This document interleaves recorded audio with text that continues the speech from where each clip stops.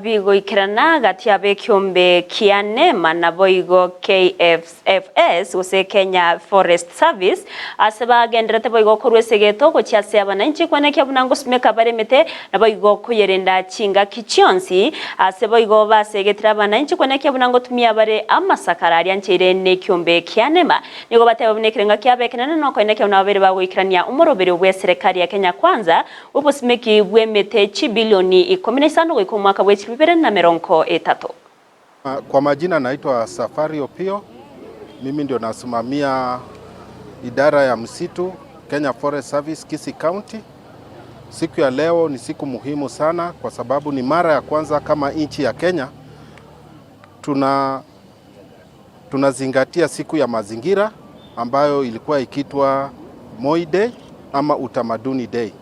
Kwa hivyo siku ya leo ni mara ya kwanza kama siku ya mazingira, na tumeweza kupanda miche kwa sababu miche ni muhimu upande wa mazingira, na pia kuna maneno ya kusafisha mji wetu wa Kisii. Kwa majina mimi naitwa Chepkemwa Jacqueline, mimi ndio ACC hapa Kisii County na wakilisha County Commissioner. Siku hii ni siku muhimu sana.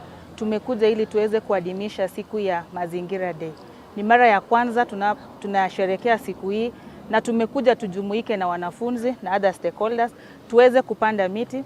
Kwetu ni amri ya rais, tumeambiwa tupande kwa kufika mwaka wa 2032 tukue tumepanda miti 15 billion. Kwa hivyo tuko kutimiza amri ya rais ya tuweze kupanda miti hizo kufikia kwa wakati huo.